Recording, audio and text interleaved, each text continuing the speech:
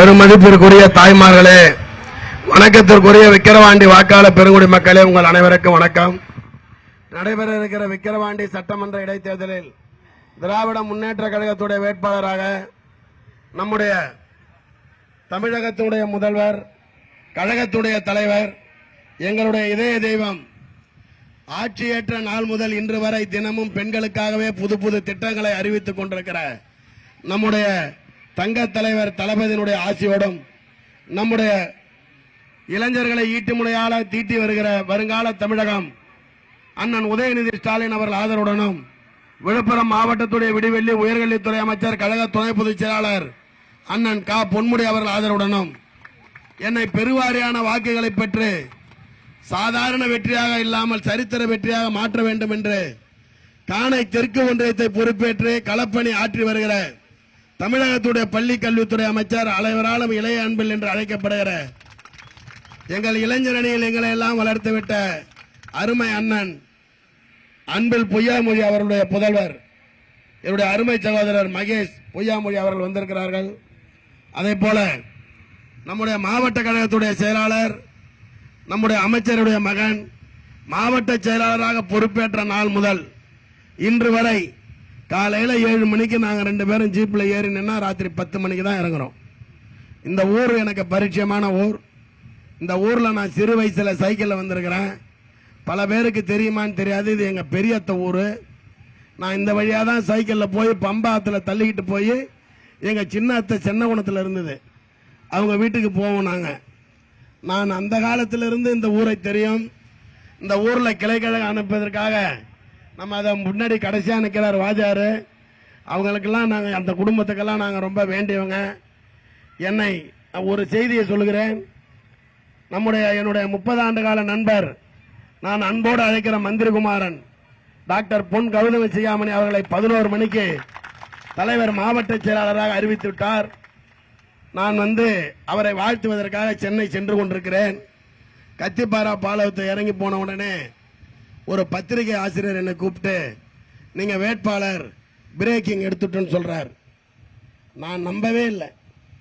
என்ன விளையாடாதீங்க, இன்னும் பணம் கட்ட சொல்ல, நான் இந்த மாதிரி மந்திரி போய் நான் பார்க்க போறேன்னு பாருங்கன்றார். யூடியூப்ல பாக்குறேன், அந்த செய்தியே சொல்ற நியூஸ் 18 கார்த்திகை செல்வன் தான் கூப்பிட்டு சொல்றாரு. எனக்கு ஒண்ணுமே புரியல. காரை விட்டு ஸ்பிக்கு எதிர்க்க நின்று ஒரு பதட்டமாகி விட்டேன். ஏன்னா எங்க தாத்தா சுப்ராய கவுண்டர் சட்டை போடாம ஸ்கூல்ல மணி அடிச்சிருந்தார். அவர் கோவிந்தசாமி படையாச்சு கூட தேர்தலுக்காக பணியாற்றியவர். எங்க அப்பா பத்மாவதி அம்மையார் கூட இருந்தார். அதற்காக நான் பிறக்கிற போது 1971 வீரானந்த திட்டத்தில் வேலை வாங்கி கொடுத்தார். நான் எந்த மாவட்ட செயலாளர் எல்லாம் பார்த்து இந்த கட்சியில் வளர்ந்தேனோ அந்த மாவட்ட செயலாளர்களுக்கு வாழ்க என்று கோஷம் போட்டுக்கொண்டு வேட்பாளர் வருகிற போதும், மாவட்ட செயலாளர் வருகிற போதும், நான் ஆட்டோவிலையும் ஜீப்லையும் பேசிட்டு போனோனோ அதே சின்னத்தில் என்னை வேட்பாளராக நிற்க வைக்க அனுமதித்திருக்கிறார். சாதாரண ஒரு தொண்டன். நான் ஒரு பெரிய மிட்டா மிராசு ஜமீன்தார்லாம் கிடையாது. ஏன்னா நான் இந்த ஊர்ல பொய் சொல்ல முடியாது. இந்த ஊர்ல இருக்கிற எல்லாருக்கும் எங்க குடும்பத்துடைய நிலை தெரியும், எங்க சொந்தக்காரங்களுடைய நிலை தெரியும். நான் ஒரு 75 பைசா டிக்கெட் வாங்கிட்டு டவுன் பஸ்ல மாண்புமிகு உயர்கல்வித்துறை அமைச்சர் அண்ணன் பொன்முடி அவர்களும் என்னையெல்லாம் தளபதி காதல அந்நியூர்ச்சி வாங்கி நிற்கிறான் பாருன்னு சேலத்திலையும் தருமபுரியிலையும் திருச்சியிலையும் காட்டின எங்க அண்ணன் பொய்யாமொழி அண்ணன் பல்லவன் ட்ரெயின்ல வருவார். அந்த ட்ரெயின்ல ஏறது 75 பைசா டிக்கெட் எடுத்து வந்த ஒரு சாதாரண குடியான வீட்டு புள்ள.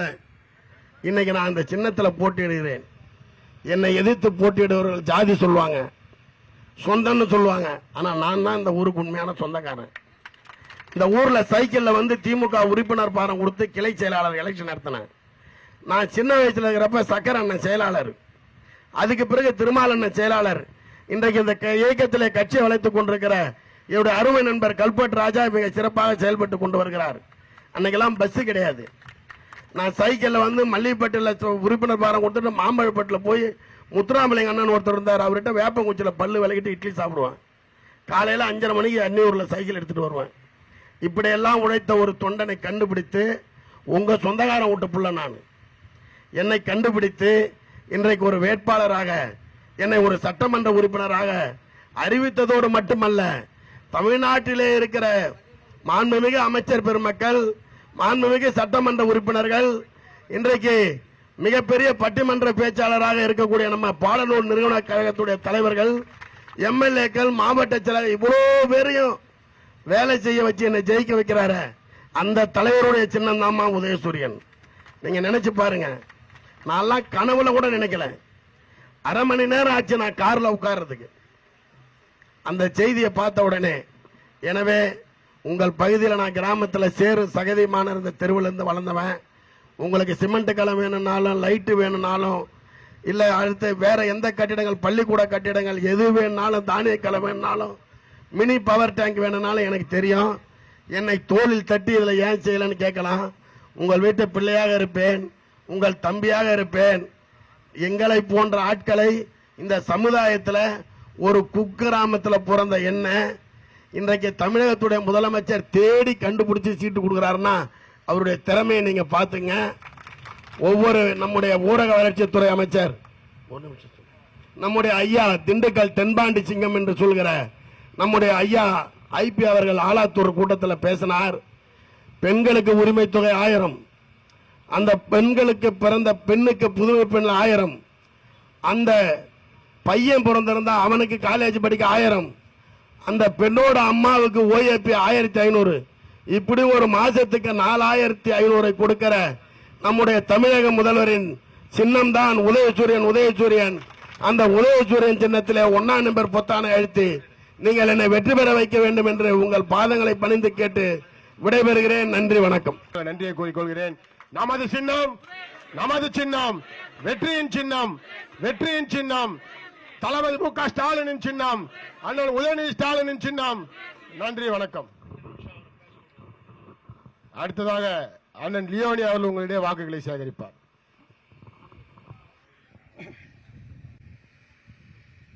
எல்லாரும் என்னை பாக்குறாங்க, இவர் டிவியில பேசுறவர் ஆச்சே, இங்க எதுக்கு நம்பூருக்கு வந்திருக்காருன்ட்டு. வேற எதுக்காக இல்ல, ஒரு நல்ல தொண்டன் சட்டமன்றத்திற்கு சென்று உங்களுக்காக பணியாற்ற வைக்க வேண்டும் என்பதற்காகத்தான் நேற்று வரைக்கும் டிவியில பேசிக்கிட்டு இருந்த உங்கள் திண்டுக்கல் லியோனி உங்க ஊர்ல பேச வந்திருக்கேன். எங்களுடைய அருமை சகோதரர் அன்னியூர் சிவா, நான் போன மேடையில கூட சொன்னேன், அவர் கழுத்துல ஒரு தழும்பு இருக்கும், ஏதாவது பைக்ல இருந்து கீழே விழுந்த தழும்பா இருக்கா, அல்லது ஆபரேஷன் பண்ணிருப்பாங்க, தைராய்டு ஆபரேஷன், அந்த தழும்பா இருக்கும் அப்படின்னு நினைக்காதீங்க. அவர் கழுத்துக்கு கீழே இருக்கிற தழும்பு எதற்காக வந்ததென்றால், எங்கள் உயர்கல்வித்துறை அமைச்சர் மாண்புமிகு அண்ணன் கா பொன்முடி அவர்கள் விவசாய சங்கத்தினுடைய தலைவராக இருந்த பொழுது விவசாயிகளுக்கு ஆதரவாக நடைபெற்ற போராட்டத்தில் அவருடன் பங்கேற்று போலீஸ் தடியடி பெற்ற போது வந்த தழும்புதான் என் தம்பி அன்னியூர் சிவாவுக்கு கிடைத்த தழும்பு. அன்னைக்கு விவசாயிகளுக்காக உழைத்த அந்த சகோதரர் இன்று வரை உழைத்துக் கொண்டே இருக்கிறார். நீங்க அவரை கோபமே படுத்த முடியாது, அப்படி ஒரு தங்கமானவர்.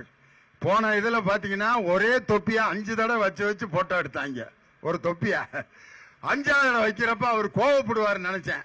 விடப்பா, அதைத்தானே வைக்கிறேன், கொண்டா அப்படின்னு திருப்பி வச்சு தொண்டர்களிடம் இனிமையாக பழகக்கூடிய ஒரு நல்ல சகோதரர்.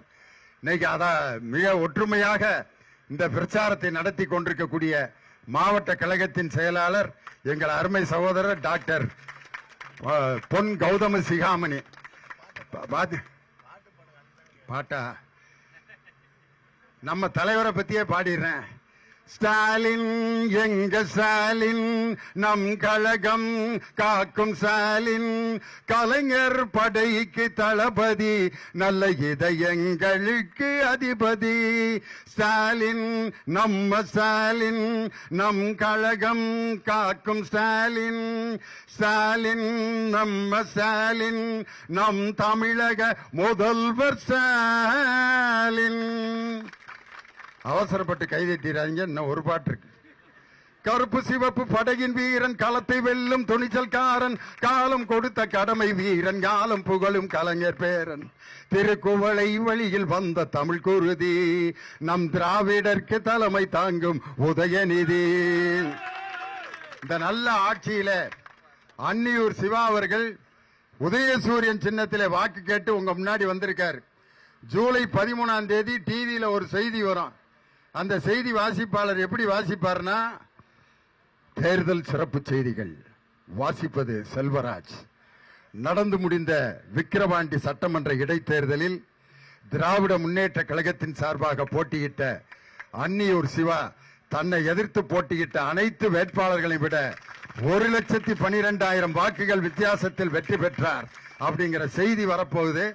மாவட்ட கழகத்தின் செயலாளராக பொறுப்பேற்ற பிறகு ஒரு தேர்தலை சந்திக்கிறார் எங்க பொன் கௌதம சிகாமணி. அவர் சந்திக்கும் முதல் தேர்தல் பணி இதுதான். அதனால 1.25 லட்சம் வாக்கு வித்தியாசத்தில் வெற்றி பெற்று அவருடைய முதல் தேர்தலில் வெற்றி பெறப் போகுவது உறுதி என்பதை சொல்லி கல்வித்துறை, பள்ளி கல்வித்துறையின் பொற்காலத்தை உருவாக்கிய திராவிடத்தின் 3ஆம் தலைமுறை என் அருமை தம்பி அன்பில் மகேஷ் பொய்யாமொழி 102 பக்க அறிக்கையை ஒரு குறிப்பே இல்லாமல் சட்டமன்றத்தில் கிட்டத்தட்ட 1.25 மணி நேரம் பேப்பரை பார்க்காம வாசித்த ஒரே அமைச்சர் எங்கள் பள்ளிக்கல்வித்துறை அமைச்சர் தான்.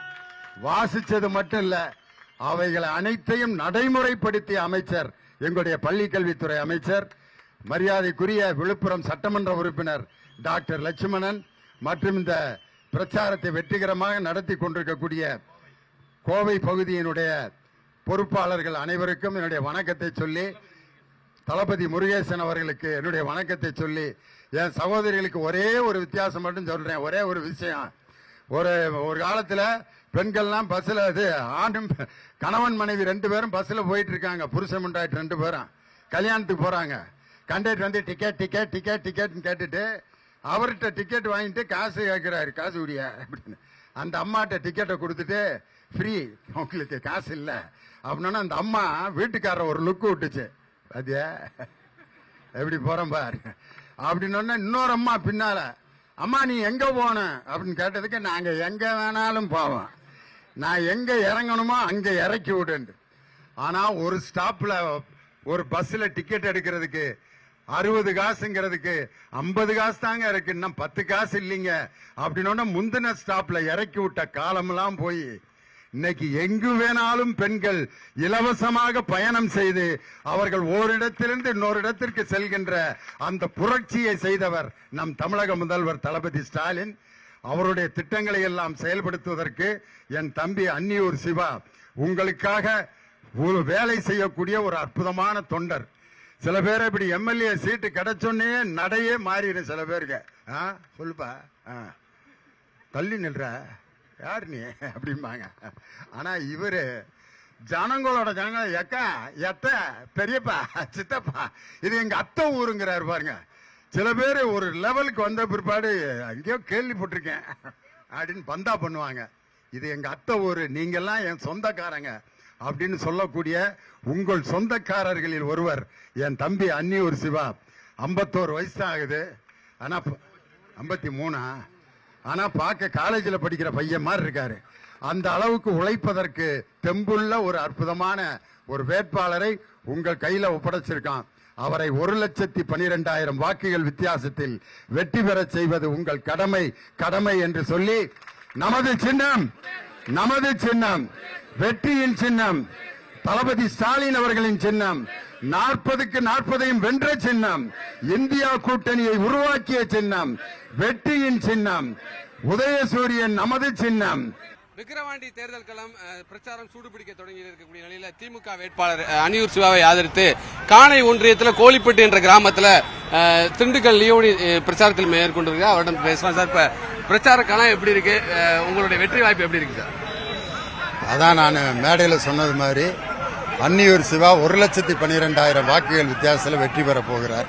காரணம், அதிமுக இதில் போட்டியிட பயந்து கொண்டு 10வது தோல்வியையும் நாம் சந்தித்து அவமானப்பட வேண்டாம் என்பதற்காக அவர்கள் தேர்தலை புறக்கணித்திருக்கிறார்கள். பாரதிய ஜனதா தான் இதில் போட்டியிட்டால் மிகவும் அவமானப்பட்டு விடும் என்பதற்காக தன்னுடைய கூட்டணி கட்சி பாமகவின் தலையிலே இந்த சுமையை செலுத்திவிட்டு அவர்களும் ஒதுங்கி கொண்டார்கள். கூட்டணியிலே இப்படி ஒற்றுமை இல்லாத ஒரு கூட்டணி அது.